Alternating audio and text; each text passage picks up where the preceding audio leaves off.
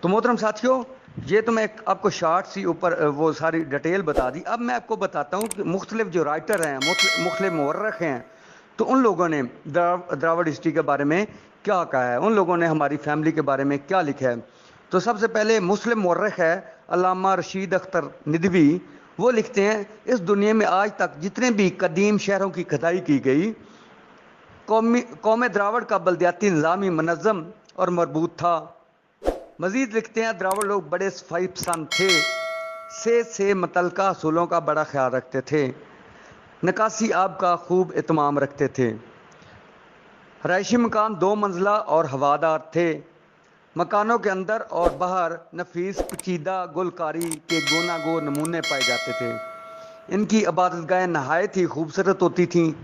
دینی اور ملکی سربراہوں کی رہائش گاہیں نہایت نفیس اور شفاف تھیں، جنہیں مورخین ہوٹل یا سرکاری مہمان خانہ، سرکاری آرٹ کونسل، اسمبلی ہال یا عوامی اجتماعی گھر قرار دیتے تھے. گویا دراوڑ تہذیب عروج پر تھی. یہ میں نے آپ کو حوالہ دیا مسلم مورخ علامہ رشید اختر ندوی کا. تو میں آگے آپ کو ایک یورپی مورخ ڈاکٹر وہیلر اس کا حوالہ دیتا ہوں. تو ڈاکٹر وہیلر کا کہنا ہے کہ دراوڑ کسان زیادہ تعداد میں غلہ گاتے اور ساتھ ہی اسے محفوظ کرنے کے لیے گوداموں کی تعمیر کرواتے تھے. آٹا پیسنے والی چکی کی ایجاد کا سہرا دراوڑ کے سر ہے. ان کے ہاں ناپ تول کا نظام رائج تھا. پالتو جانوروں میں بھینس، بیل، گائے، اونٹ، لیکن زیادہ تر بھیڑ اور بکریوں کو خاص اہمیت حاصل تھی. اپنے دفاع کے لیے مختلف قسم کے اوزار بناتے تھے، مثلاً تیر کمان، کلہاڑے اور خنجر وغیرہ. عورتیں زیورات کا استعمال بھی کرتی تھیں. گھروں کو سجانے کے لیے فرنیچر وغیرہ کا استعمال ہوتا تھا. رات کو گھروں میں گھی اور تیل کے چراغ جلائے جاتے تھے. تو میں آگے آپ کو بتاتا ہوں ایک اور مورخ، یورپی مورخ سر جان مارشل نے دراوڑی تہذیب کی تعریف کرتے ہوئے لکھا ہے. سر جان مارشل وہ ہے جس نے سب سے پہلے موہنجو داڑو کی 1923 میں کھدائی کی. تو یہ دراوڑ لوگوں کے بارے میں لکھتے ہیں کہ ان کی صنعت و حرفت کا زیادہ تر دارمدار برتن سازی پر تھا. یہ سونے اور چاندی اور ہاتھی دانت کے زیورات اور سونے چاندی کے برتنوں کا بھی عام رواج تھا دراوڑ لوگوں میں. دراوڑ قوم کا نقش و نگار سے بھی خاص لگاؤ تھا. کھیتی باڑی، غلہ بانی، تجارت قوم دراوڑ کے بنیادی ذرائع معاش تھے. یعنی کہ آپ اس وقت بھی جو دراوڑ قوم کے لوگ ہیں وہ کھیتی باڑی بھی کرتے تھے اور ساتھ تجارت بھی کرتے تھے. امن پسندی، محنت و مشقت، مہمان نوازی اس قوم کا ترہ امتیاز تھا، اور ساتھ جفاکش اور محنتی بھی آپ لوگ تھے. تو آپ جب جفاکش ہیں، محنتی ہیں، مشقت بھی کرتے ہیں اور آپ بہادر بھی ہیں، مہمان نواز بھی ہیں، تو یہ ابھی بھی آپ لوگوں کی کوالٹی میں شامل ہے. مختلف رائٹر اس بات کا آپ کے بارے میں بتاتے ہیں کہ آپ لوگ بہادر تھے، آپ کے آباء و اجداد بہادر تھے. ان کے تجارتی تعلقات زیادہ مشرقی وسطی ایران، عراق اور مصر سے تھے. یعنی کہ یہ ایران، عراق اور مصر جو اس ٹائم کی ٹاپ کی تہذیبیں تھے، تو ان کے ساتھ تجارتی لین دین کرتے تھے. تو میں آگے آپ کو ایک رائٹر اور ڈاکٹر موجمدار، یہ بھی مورخین ہیں اور مورخین کی تائید بھی کرتے ہیں. یہ لکھتے ہیں ہندوستان کی خوشگوار مگر انسانی آبادی سے خالی فضا کو دراوڑ نسل کی آمد نے پر کر دیا.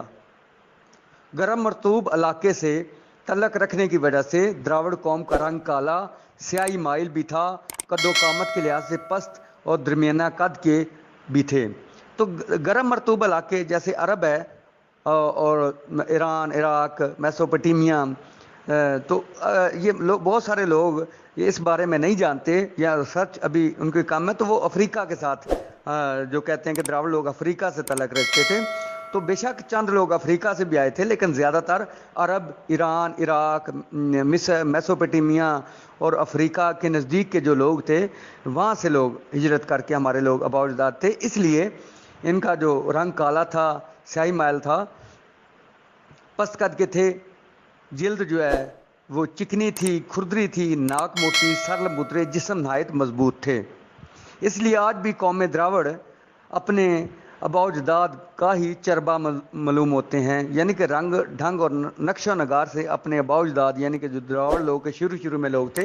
تو آج کل کے بھی جو لوگ ہیں، کیونکہ ہماری فیملی کے لوگ بہت سارے جو ہیں وہ کالے ہیں، تو وہ اپنے باوجداد کے ہی چربا لگتے ہیں، اپنے باوجداد کی نشانی ہیں، لیکن موسمی اور ماحولیاتی اور تمدنی ارتقاء کی بدولت، یعنی کہ جسے کہتے ہیں ڈیولپمنٹ، ریولیوشن، اور اس کی بدولت بدستور افزائش میں تبدیلی آتی چلی گئی. جیسے جیسے ہم آب و ہوا کے ساتھ اٹیچ ہوتے گئے تو ان کے رنگ میں تبدیلی آتی گئی.